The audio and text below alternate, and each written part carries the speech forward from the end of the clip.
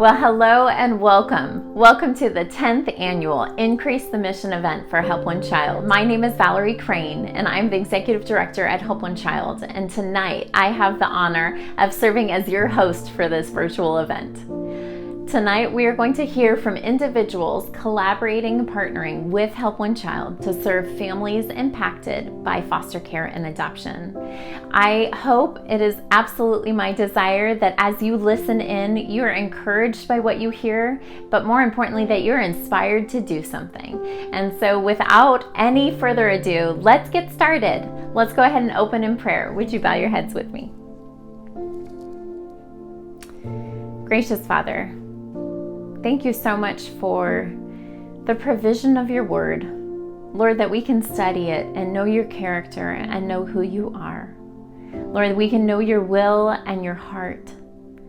Father, we can hear throughout your word, throughout scripture, your heart for the vulnerable, your heart for the defenseless. And Lord, that is what our mission at Help One Child is based on.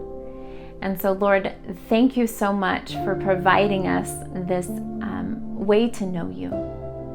Lord, tonight I pray for the individuals watching this. Lord, I pray that you would soften all of our hearts to hear just how you're moving and how we might get engaged and involved. Lord, more than anything else, I just pray that you would be glorified by the time that we spend tonight. And Father, I just am so grateful for you, Lord. You are too good to us. And so, Father, I put this all before you and am excited to see what you have in store for us. And we just lift this all up in your Son's holy and precious name. Amen. Well, if tonight is your first time joining the Increase the Mission event, welcome. We are so excited to have you, and I'm hopeful that you'll find this to be a meaningful time for you to get to know the ministry of Help One Child. And if this isn't your first time, if you are one of our faithful partners, thank you so much for taking this time in your day and your week and your month to just sit and prayerfully consider how you might continue to partner with us. And I hope that you too find the messaging just to be encouraging and inspiring. Well, as many of you already know, May is Foster Care Awareness Month. And this month, the staff had the opportunity to sit down with individuals all over the Bay Area and ask them a really important question. What is your why?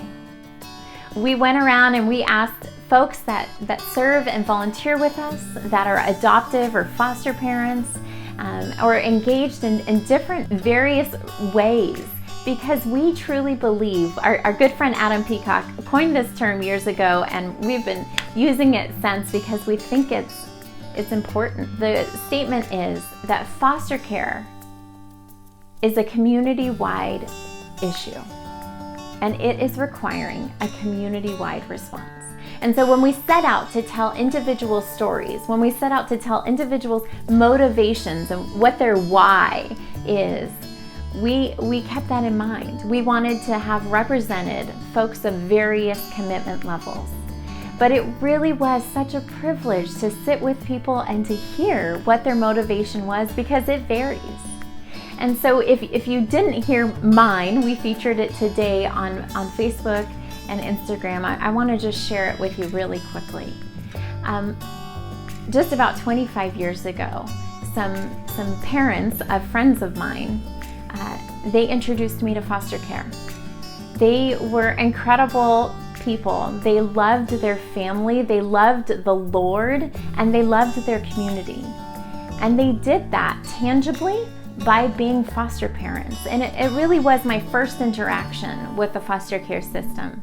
And I'm so thankful for their faithfulness to that, because it ended up leaving a lasting mark on my life and the lives of so many. And so they were kind of what sparked a flame in me when it comes to foster care and wanting to be involved and wanting to serve children and families that are vulnerable. But it was years later, prior to my husband and I feeling like we were in a place where we could open our doors to welcome foster children and youth into our home, I found myself volunteering with Help One Child. I had heard about a program called Supper Club where volunteers went into group homes and cooked with the youth living in those homes. And at first I was very intimidated. I wasn't sure what to expect. I sort of had the misconception that most foster youth were also involved in the juvenile delinquents system, which is not the case at all. But I had a friend on staff at Help One Child, and she told me a little bit about what I could expect and what it looked like. And really, at the end of the day, my passion for food and for sort of independence and life skill just sort of rounded it all out, and I started volunteering. And what I found changed my life forever. I met a really fun and vibrant group of teenage gals that I started cooking with twice a month. And it was through their friendship that I got to know them. And the reason I think that it changed my life is because it turned the statistics surrounding foster children and foster youth into names and faces and people that I know. And there's no coming back from that. One of the things that I learned while I was volunteering with these youth was that they were so valuable, right? That their life has value, and that they were worthy of my time. And so volunteering twice a month was something they were worthy of. They were also worthy of my friendship, although it wasn't owed to me just because I was showing up. And they were also worthy of my spare bedroom in my house. So tonight we're going to hear from a handful of people who did participate in the My Why videos. And so I would encourage you to check out our Facebook and our Instagram so that you can see those collections of great statements and hear people's motivation. But beyond that, we're going to spend a little bit of time unpacking who Help One Child is. And I want to start with our mission statement and what makes us unique. At Help One Child, we exist to address the unique needs of foster children by providing practical and emotional support to the families in which they are placed. We do this by partnering with local churches and community agencies. Our mission is to strengthen foster, adoptive, and at-risk families by providing them to access to education, community, and tangible resources. So as just shared, our mission isn't possible without our church partners. They come alongside us and we're able to deploy their volunteers to wrap around families in their community to make sure they're receiving the support they need.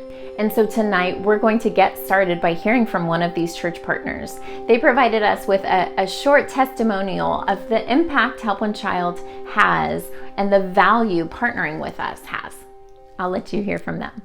My name is Michael Reyes, and I am the South Bay Outreach Director here at Menlo Church. Philippians 2:3-4. Do nothing from selfish ambition or conceit, but in humility count others more significant than yourselves. Let each of you look not only to his own interests, but also to the interest of others. Philippians chapter 2, I love that letter because there's a lot of themes in it. But the two most prominent themes that I enjoy are the theme of unity and humility. In it, Paul says to consider others as better than yourself. And over again, he says to be of the same mind, to be in unity.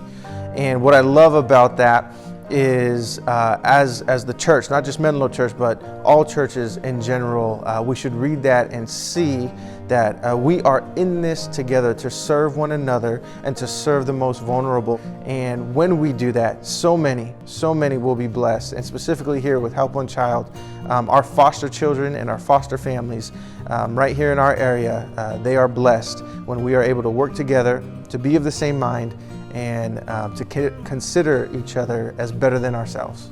Over the past couple years that I've been here at Menlo, we have looked at defining our objectives missionally and locally to help guide us in decisions that we make on endeavors that we want to take, on any decision that we have to make for local outreach.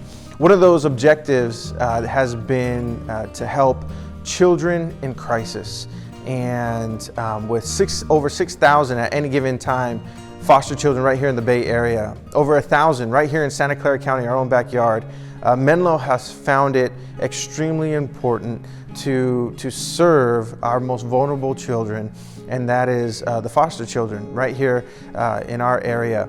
And so we have taken this endeavor to expose our congregation to this issue, to partner with Help One Child in tackling this issue, because we firmly believe that helping our most vulnerable children in crisis, the Bible calls us to it. And so Menlo Church has a deep sense and calling to helping our most vulnerable children right here in the Bay Area. In our ministry endeavor, we have found that the root cause of a lot of the issues that we see today is the catastrophic loss of family. The family unit is so important to people. And when we see an individual or siblings lose that family unit, homelessness is on the rise, prison is many times much more likely, health issues, access to education, you name it. When you lose family or you do not have that family connection, many of these issues come to the surface when that happens. And so what Help One Child is doing, all the services that they provide for these foster children, really is fighting to help prevent and help people get through whatever they're facing.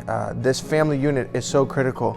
And what I love about the church is from Genesis to Revelation, the church is referred to as a family. We are brothers and sisters. We are here to love one another. We are here to love each other and serve our community. And I believe that that is God created. He created that for a purpose. And Help One Child is doing their part in helping to create and maintain family units as best as possible. And in doing so, we are helping children be more successful in school. And so what I love is we are a church, but we are the family. And this is part of our calling, to be a family to those who don't have family. And when we do that, we will see many of these issues subside. One thing that has become a foundational pillar for us here at Menlo Church has been the Giving Tree.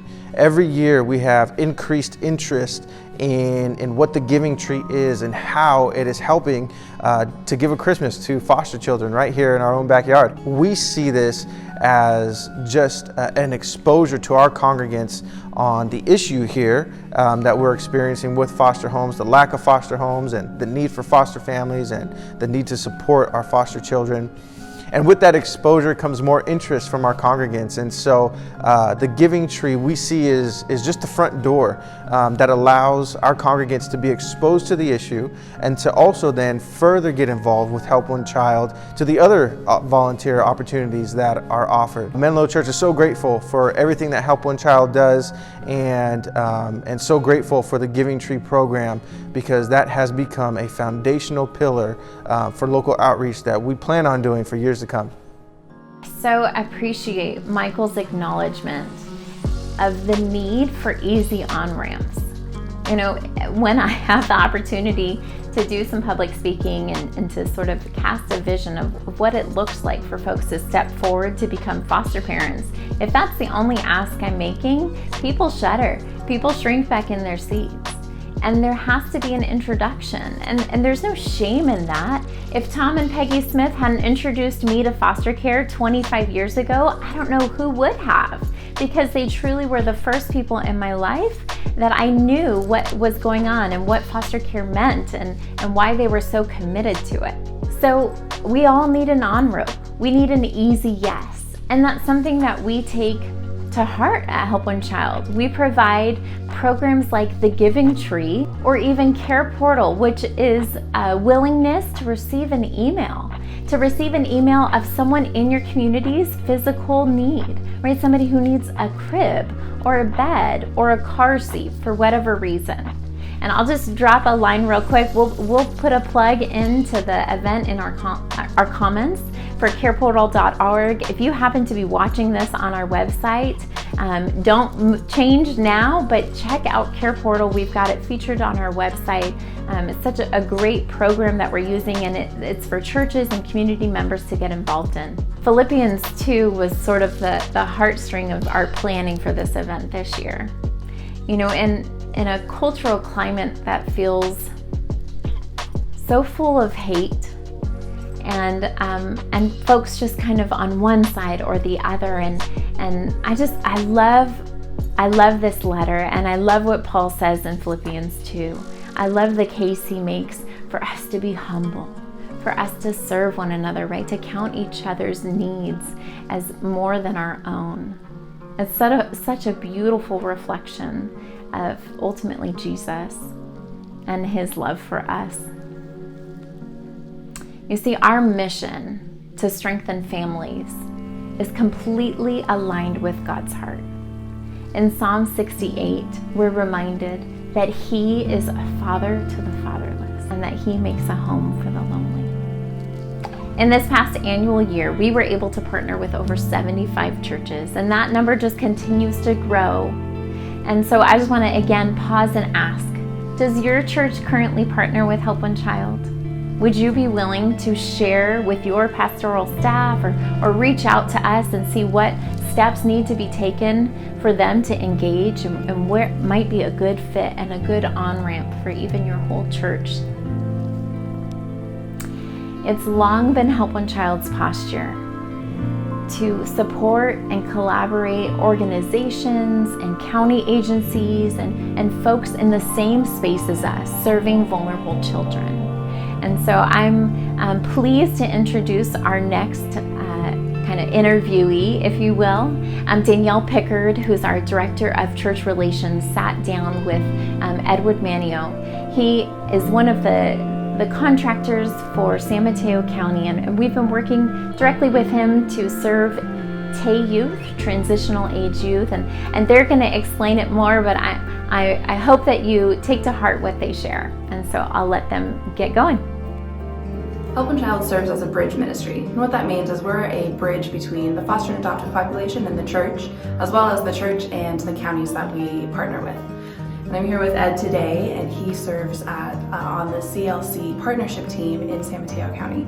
So Ed, do you want to tell us a little bit more about your position and what brought you to this stage in partnering with the county? Yeah, sure. So I'm with CLC Partnership. I'm the program manager for this organization. CLC Partnership is a third-party contractor for the county, and we oversee the ILP team. The ILP is the Independent Living Program, serving foster youth between the ages of 14 and 21. I think it's a common misconception that youth over the age of 18 are served in the foster care system, especially if you're not as familiar with how the county operates and what services that are provided. So can you explain a little bit more why it's important that the TAY population is served? Sure, definitely. So like you were saying, a lot of people just in general don't realize that foster youth continue to stay in care past the age of 18, actually past the age of childhood. The misconception that's out there is that when people, general public, hear the term foster children or foster youth, they think of young children, little kids, like birth age to like maybe 5, 6. A lot of people assume that all youth get adopted. Well, they don't. And a lot of youth continue to stay in care all the way up to the age of 18, and now in the state of California, they can stay in care up to the age of 21. So it's really important that we do service our youth, because I hate to say it, but in the teenage years, a lot of times they feel neglected. Yep. And the community tends to neglect just because they're not aware that they do exist, that they do need extra help. So I think it's really important that we make the community aware so that we can serve the youth that are in need of help.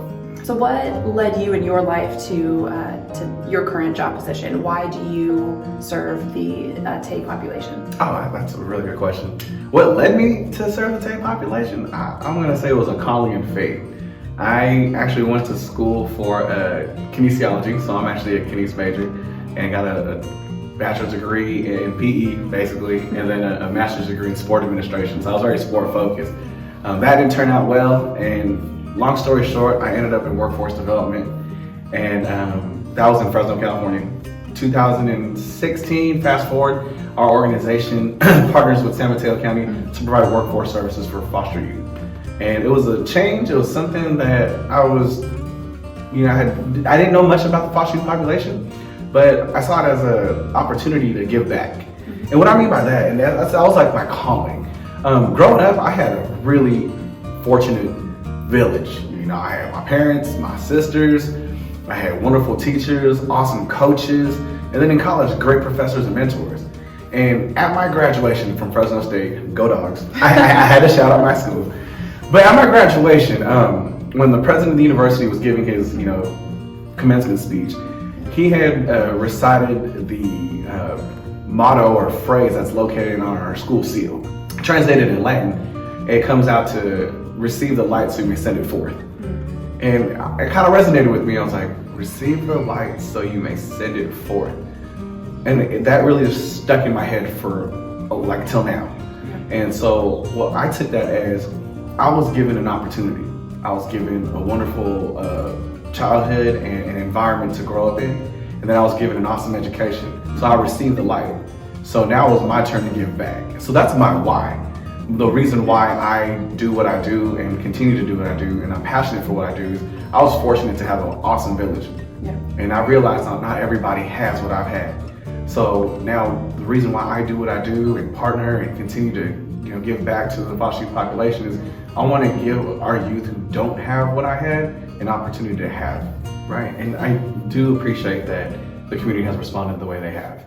As like I mentioned earlier, not many people understand or know. They're just not aware. I'll be honest, before I got into this position, I didn't realize how many foster youth end up still in the system past the age of 12, 14. Yeah. And right now we're serving, we have about 27 seniors at the moment, but youth ages 14 to 21, there's over 60, 70 that are in San Mateo County alone. And that's just San Mateo County. We didn't include the rest of the Bay Area, Los Angeles County, the state, the nation, that a lot of people just don't know. So to make the community aware and to hear the response is amazing to know that, yes, there is a need and the community is willing to help. So that's one thing that I personally have noticed during the past few months of this campaign, that their community does care. They just don't know how to help. So combined efforts from ILP, Help One Child, and all the other organizations to let the community know, hey, there's a need. It's nice to know that not only can we let them know, or not only can we let the community know there's a need, but the community is willing to help. Yeah. So that's really awesome. What unique value does the ILP or CLC team find in partnering with Help One Child? The biggest value we see is another set of hands that can help us with this population, with this campaign, with our mission. I mean, our mission is to serve our youth and to help them and make them aware that people are out there to help. Sometimes our youth, or youth in general, sometimes our youth are afraid to ask for help. Or sometimes they don't realize that there is a community out there that cares. So the benefit, the value that we have in partnering with you guys is the fact that it not only helps us achieve our mission, but it gives our youth an opportunity to see that there's a huge village out there, that there are people that care, and all you have to do is reach out and ask. Yeah, absolutely. And there's a lot of value Help One Child finds in partnering with organizations that serve and serve well. Mm-hmm. Help One Child can only do so much, right? We're a small team, and that's why we partner with other organizations who focus in specific areas, and that's why we serve the county, who is very focused. How can we help wrap around you and your services? Because you're on the ground working with these youth, and what we can do is wrap around you and bring our network that can also wrap around. We love that. Because yes, like you guys said, there's only so much you can do. So that's the biggest value we see is not only are you all able to help us, but our youth can see the help that you guys provide. Yeah, absolutely. What is one thing that you wish the Help One Child constituents, our donors, our families, our volunteers, our church partners, what is the one thing that you want them to know? One thing I want them to know is that we are very grateful for the work, the donations, the words, the prayers, the thoughts that you've been giving to our youth. It does go a long way. Not every youth gets this opportunity to be spoiled, to be thought of, to be cared for. So one thing I want all the donors, constituents, stakeholders, everyone to know is that we are very thankful, and you are making a difference in our youth's lives. Well, it's through collaboration with county agencies and through programs like Care Portal that we're able to witness the success of us serving as that bridge, right? With families on one side or county agencies and the church on the other. Our last annual year, we were able to serve over 1,000 children, and benefiting from our services, nearly 3,000 adults. None of that would be possible without the generosity of our volunteers and of community members. Last fiscal year, we were able to deploy over 6,000 volunteer opportunities, and that equaled 15,500 volunteer hours. And so if you happen to be a financial partner of ours, I hope that you're hearing that your dollars are leveraged by an army of volunteers. It is our privilege to see that numbers just continue to grow year after year. We really do want to see a community-wide response, and what that means is that there's a fit for everyone. There's a space for everyone to get engaged and be serving and to get involved with vulnerable children and families. Well, if you've been around Help One Child at all, you probably have run into Judy Holmes. She's been a part of our team for over 20 years, and she is often referred to as the heart behind our ministry. And rightfully so. If you know Judy, you probably love her. And let's face it, if she knows you, she probably loves you. Well, Judy's had the privilege of sitting down with Daquan Richards, one of our camp counselors. He was our camper way back in the day, and so she asked him a little bit about his story, his why, and why he serves now, and what Help One Child means to him. So listen in.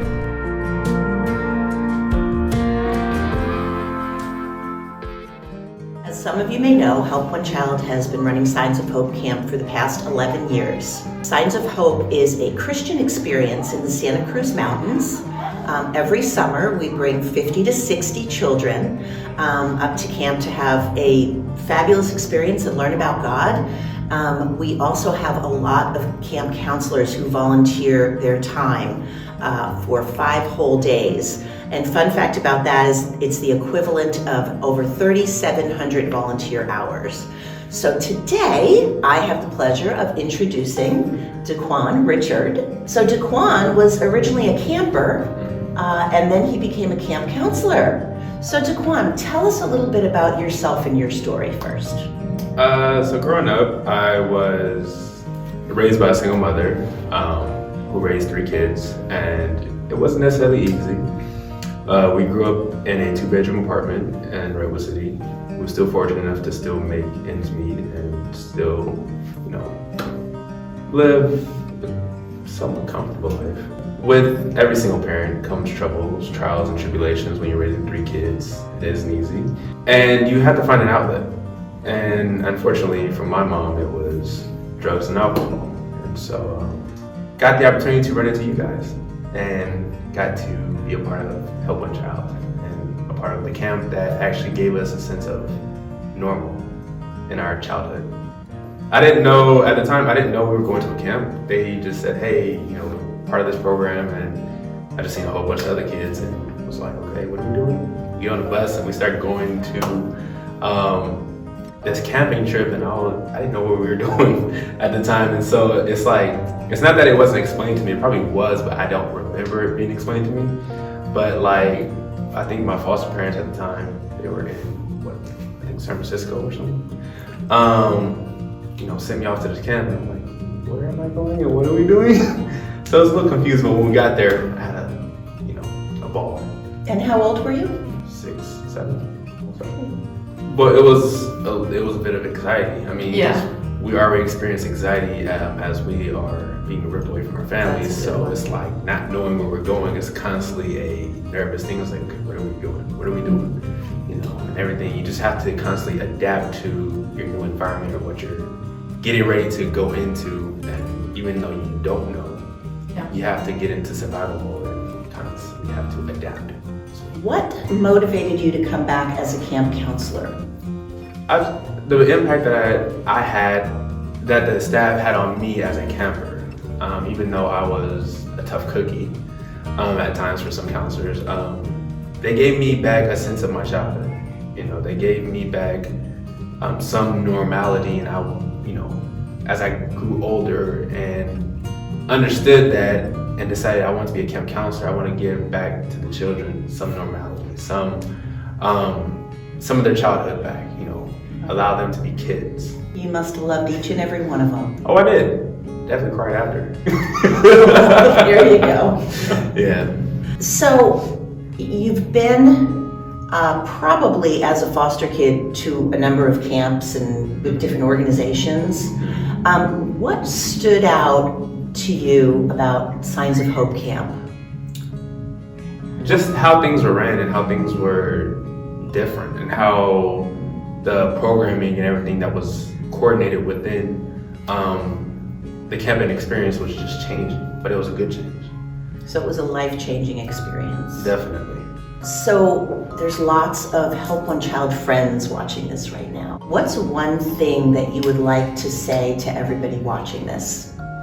I would say to everyone watching this, if you're looking to either invest or if you're looking to participate, if you're looking to get involved, no matter how you choose to get involved, every step of the way has an impact in these children's lives and gives them a sense of normality in a situation where they're struggling to find normality because of the fact that they have been ripped away from their families, they're facing trauma, they're finding it hard to hold on to stability, you know. And as a kid, that's what I struggled with, which is why I'm still involved with the foster youth, because they struggle to find normality, still traumatized by certain things that they're experiencing, and getting placed, you know, from foster home to foster home is something they constantly have to adjust to, and there's no sense of gravity. They're just constantly on the go. And so being a part of Signs of Hope Camp, and in any way, shape, or form that you're involved, it helps a lot.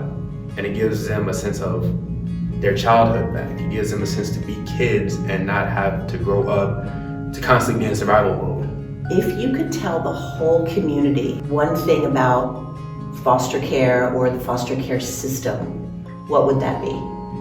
I would say that the foster care system, although it's meant to help the child get out of a situation that they were previously in, I would say the system in itself still has a lot of work to do.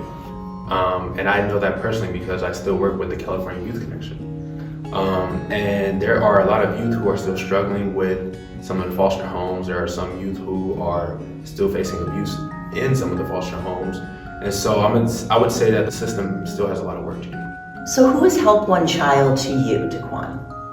Help One Child is an organization that has helped me become the person I am today, and has taught me the valuable lessons of the Bible, that has still continued to stick with me to this very day, but also is an organization that allows me to be myself, but also allowed me to be a kid at heart and a kid in general. So I would say that it is a fresh start.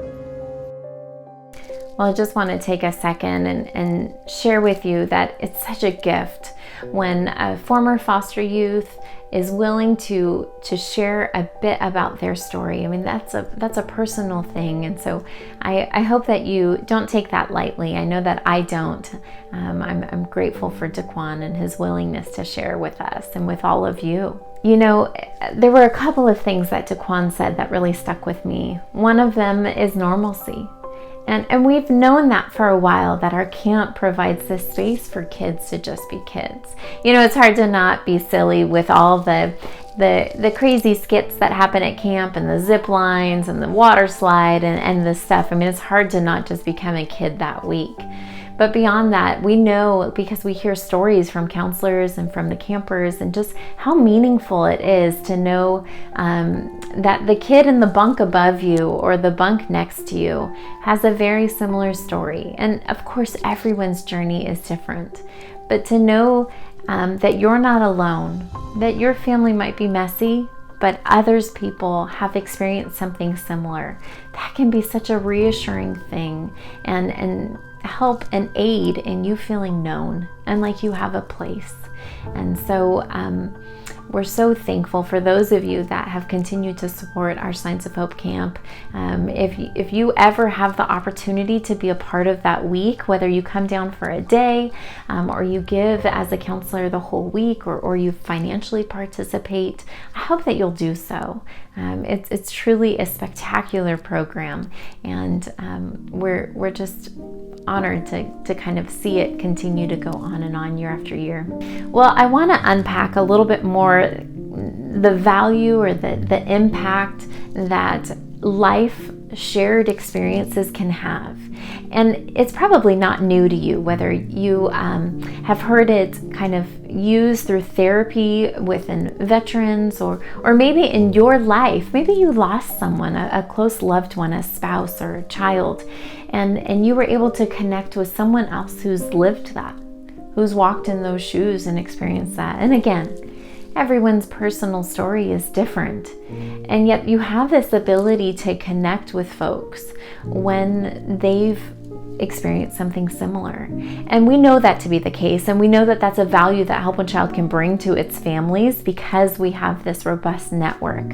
And so one of the ways we've done that is we kicked off a new event this year, and it's called our Resource Parent roundtable discussion. And really what we wanted to do was sit foster parents together and give them the space to discuss really hard things. You know, foster care is unique and the system is broken and flawed, of course, but it's special. And being a foster parent is definitely one of the most isolating things I've ever done, because my family and friends and our village, if you will, who we love and who love us, sometimes just still don't get it. And that's okay, and that's to be expected. But there needs to be a space for folks to come together who do get it. And so we're trying to provide that with our resource family, which is also another term for foster family. Our resource parent roundtable discussions. Again, we talk about, camp being a good space for kids to feel known and to feel understood. And then our parent support groups, one of the programs that has been a lifeline for so many families, and now for well over 2 decades we've been running that program. The next couple that I'd like to introduce you to, they've been a part of our parent support groups now for many years. In fact, we had to tap their shoulders just about 4 or 5 years ago when the facilitators of that support group were moving out of the Bay Area, and we sort of asked them, would you be willing to consider leading this and carrying it on? And they said willingly yes, and they have, and they've been such a tremendous support to families that are in the trenches, that are having a hard time navigating their children's behavior or better understanding what their behavior is telling them. And so I'm going to let you hear now from Alice and Wally and just their sweethearts, and I hope that you enjoy what they share.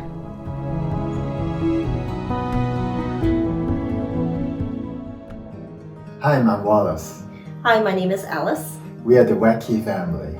And that is taken from the initials of our first letters of our names, Wally, Alice, Carissa, Caitlin, Katarina, Colin, and our last name, Yao. So that goes Wacky. Yeah.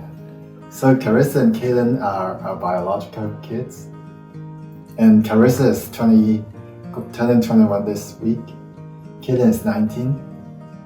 Katarina and Colin are adopted from the Santa Clara County foster care system, and Katarina is now 12, about to be 13 this summer, and Colin is 9.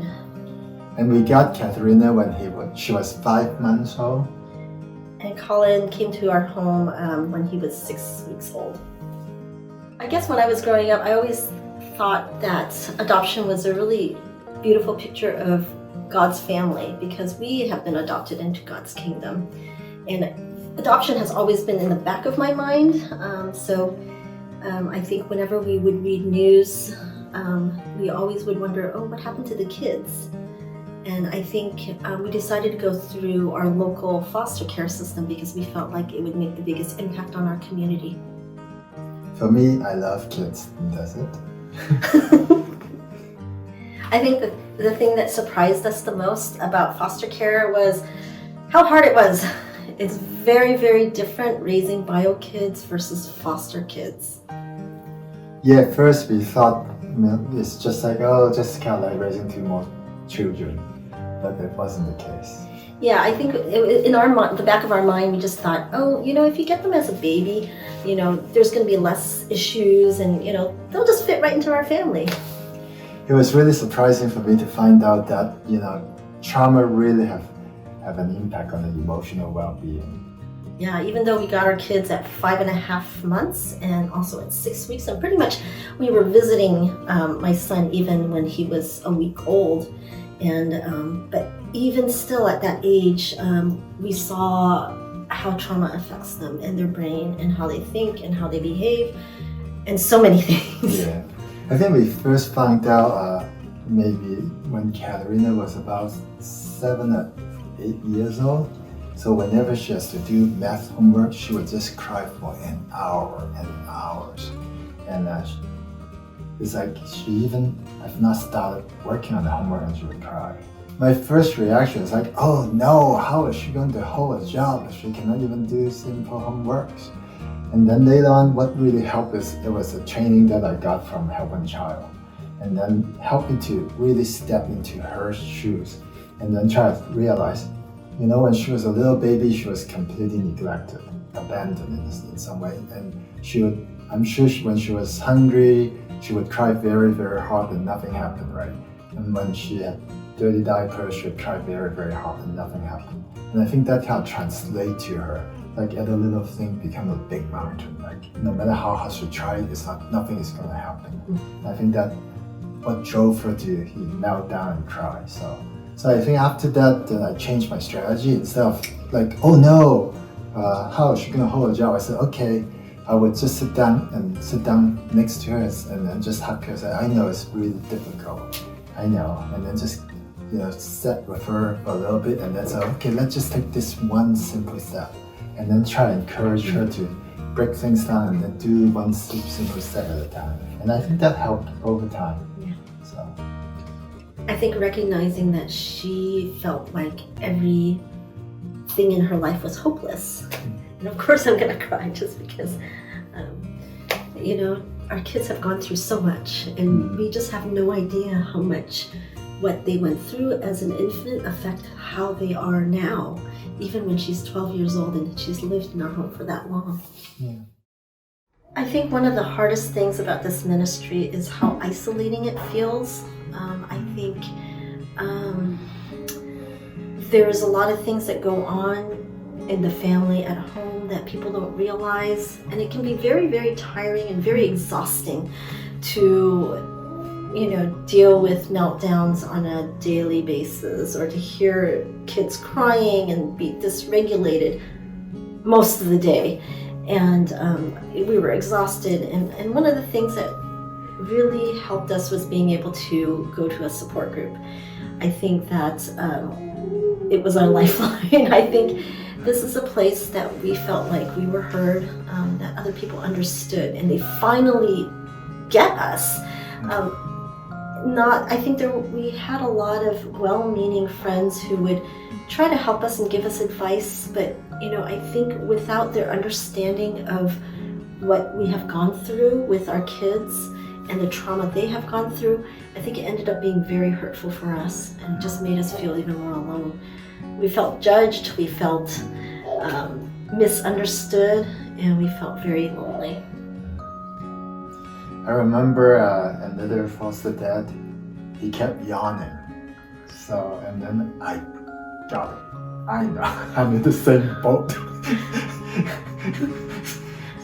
Yeah. I really appreciate the support group. I think it's really lonely, especially as an Asian family. Not that many Asian family adopt kids.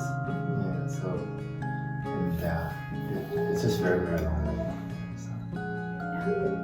So, to be honest, we got involved with the support group very early on, and when Katerina was about 3 or 4 years old, maybe even younger, and back then actually it was pretty. Looking back, right? Actually, it was pretty easy, other than the physical part. Like you have to get up early, less sleep, and just sacrifice a lot of personal time to just build a relationship. And I didn't really resonate with some of the foster parents' struggle, like when they shared that their kids lying problems and like all the other kinds of problems. But as the kids Get older, then Get you older, realize, like, oh my goodness, this sounds I familiar. actually need the support group more than anything. Yeah. Yeah. Aside having people understand us, I think all the trainings are very valuable and it really helped me a lot. So. Yeah, I think we attended a lot of the Help One Child training seminars, and it's interesting. I've listened to many of them and I sat in on many of them, and some of them might say the same thing, but when you're listening to it and you're in a different stage with your kids, you get more things out of it. You're like, oh, this is really helpful. I probably heard this several years ago, but it wasn't as relevant. And so I think that has helped us a lot to kind of add more tools to our toolbox of like parenting skills or lack thereof. Yeah. And the other thing that I think is really helpful is we all know this is a journey, and this is not the end of the story. A lot of people are struggling, and knowing that God is in this journey, and God is in control. And I think it's really helpful for me to pray for other people, even though they're in the middle of this journey, and yet we can cry out to God and say, okay, we know the end of the journey is going to be beautiful, but we're in the middle, and be able to pray for each other. Yeah. It's really helpful. So. I think sometimes that's all we have to hold on to, because sometimes this journey is so hard that you just can't see beyond it. But it's really helpful to have other foster families and adoptive families say, I've walked this journey before, and look at where my child has gone, or they can commiserate with what we're struggling with. And I know these are the people who can cry out to God. Yeah. Because they are in this journey, right? So. I think I was so starved for community that I was just like, I want to do anything to make this happen. And so when our current leader was leaving, I just thought, no, we can't. We can't let this group go, because I felt the need. And I think over time it also became, coming alongside some of the newer families and realizing, oh, God has taken us, kind of far along this last 12 years. And I remember when I felt those same fears, I felt those same anxieties, I was sleeping just as little. And I think it's been kind of nice to see that, because we had other families do that for us when we were starting out. It takes someone who can really get into the messy, chaotic life and dig in deep to try to understand, educate themselves about trauma first, and then maybe have a long-term commitment to a family to either pray and continue, because because of where these kids have come from, I think short-term help is helpful, but really we need help for a long-term period. And I think it would help us to feel less alone if we knew that people weren't judging us for our lack of parenting skills, or that they try.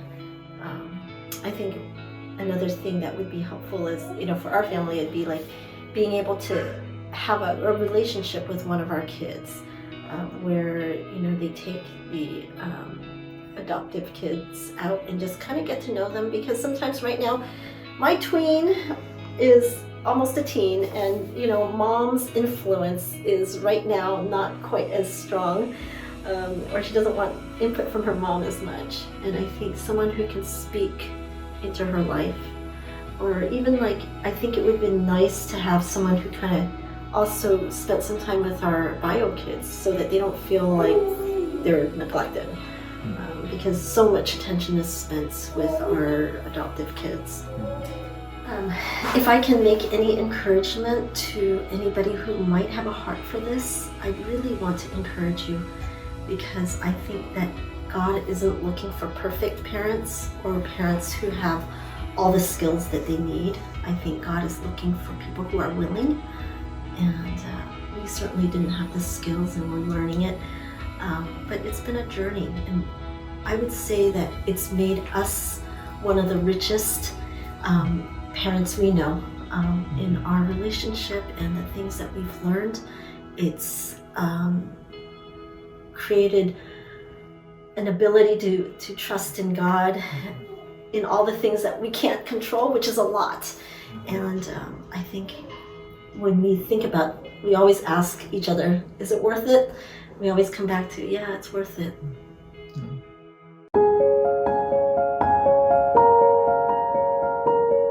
Well, friends, this is the moment. If you've been sitting back waiting for me to ask you to do something, this is it. Will you take a minute, if you're watching this on Facebook or Instagram, will you tag a couple of friends? Will you share this video or share our website with folks in your network and help raise awareness of Help One Child and the great ministry and mission that we're doing? And beyond that, would you consider becoming a financial partner? Would you consider joining our family of families? There are so many different ways to give, and let me just reassure you that every dollar counts. And so if you can give $20 a month, or you could honor our founding 1993 and give that monthly, or maybe it's a one-time gift. We really appreciate your partnership in serving these families and children. And from the bottom of my heart, I just want to extend a thank you. I know that you've heard that a couple times tonight from the different guests that we had. But from me, from our board of directors, from the staff at Help One Child, we just want to thank you. We want to thank you for giving of your time this evening. We want to thank those of you that have given of your time in the past, maybe your talent or your treasure. None of this would be possible with just one person. We need a village. We need a community to respond and to make a difference. And so thank you so much. I'm excited to see what will come of this and to how far it will reach, and that all will depend upon you. So thank you in advance. I hope that you enjoyed tonight.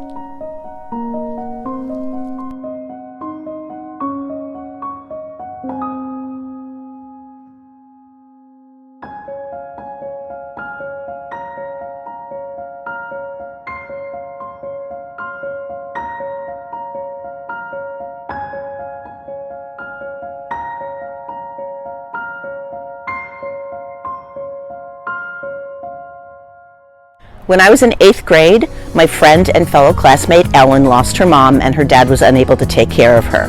My parents stepped up to give her a temporary home, and to this day, she's still my best friend. That's my why. I was first introduced to the foster care community for camp. I had signed up as a one-day counselor and valued my time so much that the next year I signed up for a whole week. In just that week, I only got a glimpse into the lives and the stories of those children, but it was such a blessing to be able to give them the support that I could. And my hope was that they would know they were heard and seen in our moments together. Foster care matters to me because in my community, there are many foster parents that I know and love. And I can show them love by loving their entire family and supporting the kids that they love and care for. My why is I can relate. My initial motivation for getting involved with foster care was actually that a family member was entering the system, and my wife and I were the only ones who could take him in. And at first we were reluctant, not in caring for him, but in getting more involved with foster care. But as we got more and more into the process, God really opened our eyes to the huge number of kids and youth who need a loving adult to come alongside them as parents or advocate to show them that they are loved, known, and valuable.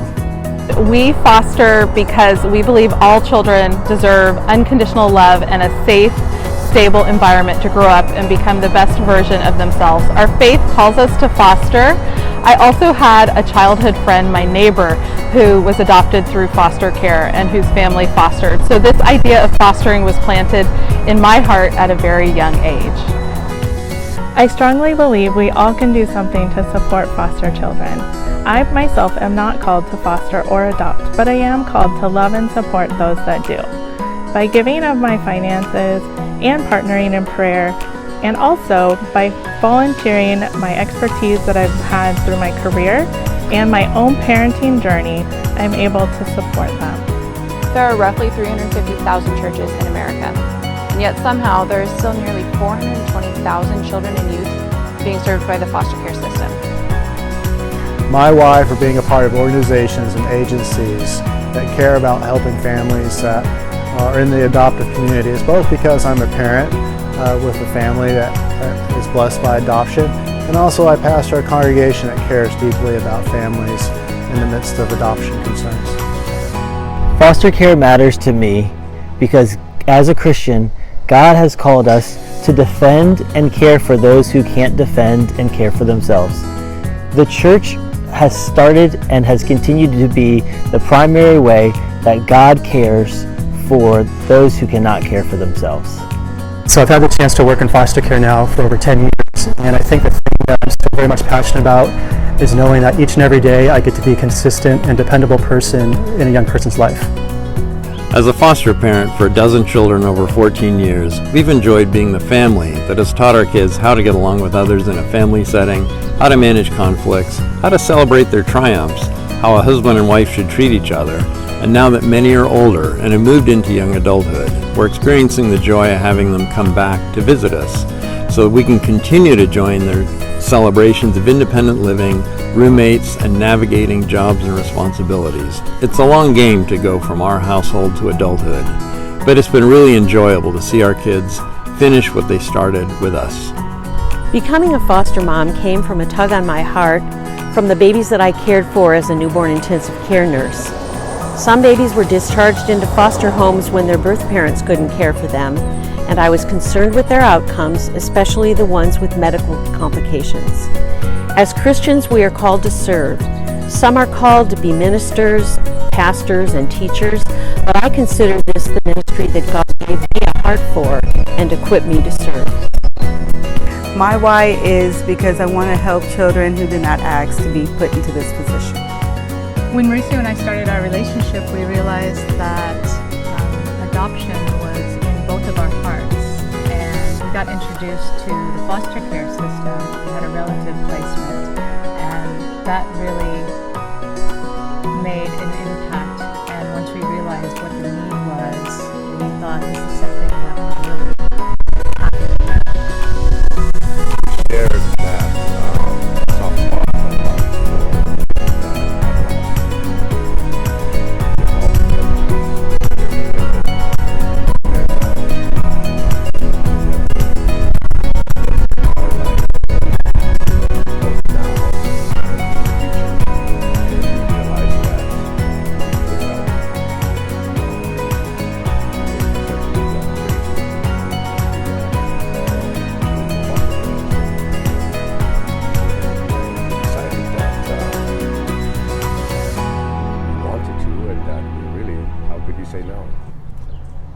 Why is my 3-year-old daughter wanted a little sister. And since I was 36 years old and my husband was 40, I thought the best way to do this is to adopt one. So I called the county and they told us that we were too old for adoption. So I said, how about foster care? And they said we were just the right age for that. So they brought us a little girl who later did become adoptable, and she became our second daughter. When my husband and I first considered foster care, it was a simple why of because it's the right thing to do, because God cares about orphans. But over the last 12 years, we have uncovered so much more of the reasons of why. From the perspective of the child, we believe that each child deserves a safe place to be, a place where someone thinks the world of them. In our home, they have a chance to learn about God's love for them. From the perspective of the family, for our biological children, yes, they've had to sacrifice a lot, but they have a front row seat to seeing the transforming love of God's grace. And from the perspective of us parents, this has been the hardest thing we've ever done. Nothing has stretched us more to love someone with the love of Christ. But we understand the heart of God so much more. To me, this is the most important purpose of our life, to know God and to make Him known. Hi, my wife for foster care. I like to tell people that our heart is bigger than our brain, but the need is what keeps us going. I happened to marry a woman 40 years ago who had a heart and passion that she always wanted to do foster care, and if I didn't want to do foster care, we weren't going to get married. So we're involved. We've been doing it for over 25 years, and there's always a seat at our table, and we feel the need to have that seat full, so that's why I do foster care. Serving the foster care community has given me a bigger definition for the word family and helps me better understand how God invites us into His family. Example of the impact is I recall is having these two sisters who are aged 5 and 6 and have been moved 10 and 11 times. And one of my families was interested in them, and though there were concerns about the many moves, they were saying that these were the kids for them. And I've been able to follow them through the years, and now it's been over about 15 years, and one is going off to college and the other one is in high school. And it's been wonderful to see the impact of these kids of having a permanent and loving home. Before I had any experience with kids in the foster system, I had two major misconceptions. The first was that these kids were going to be difficult, angry, and out of control. And the second was that volunteering is my duty as a Christian, but it wasn't going to be fun or life-giving. After 6 years of volunteering, I can say that these kids, they're smart, funny, loving, and playful. I came in thinking I'm going to help them, and I hope that I have, but what I've found is that God is blessing and transforming me through these kids as I serve. They lift my spirits, they make me smile, and they remind me of God's call to approach Him with a childlike spirit. That's my why. My why is that God gave us 2 children to add to our already blessed family. Also, He gave us 2 more grandchildren from the adopted foster girl, who is now 38 years old. And also, my why is this is a wonderful way to minister to children and to have them find a good home. With over 6,000 kids in the Bay Area at any given time in foster care, right here in Santa Clara County, over 1,200 at any given time. I am personally involved in this because I was one of those kids at one point in my life, and we are called as a church to be a father to the fatherless, to care for people. Psalm 82, James 1:27, Exodus 22. It is very clear that this is part of our responsibility to take care of those without parents. Foster care is so multi-layered, and because of that, it can feel daunting. For myself, as a single person living in a small apartment, I'm not in a stage of life where I can bring in a foster youth or child into my home. But I quickly learned that I can vicariously care for foster youth by coming alongside families who are. And for me, that's super special because I can join the fight against homelessness, sex trafficking, and all kinds of other things by caring for a family who is in the stage of life that can bring in those children to their home. And I love that. That's my why. What's my why? To see their journey. Why does foster care matter to me? Because it matters to Scripture, and if you love Jesus, then you'll love foster kids. Or why, as a faith community at university, is that we profoundly and deeply care for children in foster care. The reality is that we live in one of the most affluent areas of the country, but there's so many children on a daily basis that enter the foster care system. Jesus has implored us that we should take care of those that are the least, the lost, and the most vulnerable. And how can we, in this place of extreme affluence, not care for those in foster care? That is our why. In 2012, I volunteered at an orphanage in Africa that rescued children from child trafficking and provided education and mentorship. And it was amazing to see these kids transform in even such a small amount of time with somebody stepping in. I wanted to live there for the rest of my life, and God called me back to the United States, and it was here that I volunteered at CASA and was shocked to see the kind of stuff going on in the foster care system. Children over-medicated, constant transition from home to home, and their entire lives changed within less than 5 minutes in a courtroom. I knew that I had to do something and that I could not just let this happen in my own backyard. And so it was from there that I made it my mission that I am going to stand up for these children. One of the biggest stories that stood out to me was a mother who I just couldn't believe the relationship with her child, how she could be so awful. And then I learned that she came from the foster system. And the same cycle is going to repeat itself over and over again unless somebody steps in. And I believe that somebody is the church. It is God-fearing men and women that need to step up on behalf of these kids who have no voice. It is our job, our responsibility. And you can change the life of one child by saying yes to foster care. Whether it's through mentorship, or fostering a child, or donating, or getting involved, there's a spot for everybody. And I am excited to partner with organizations who care. My why I work with foster youth. So, growing up, I was fortunate to be surrounded by a ton of support.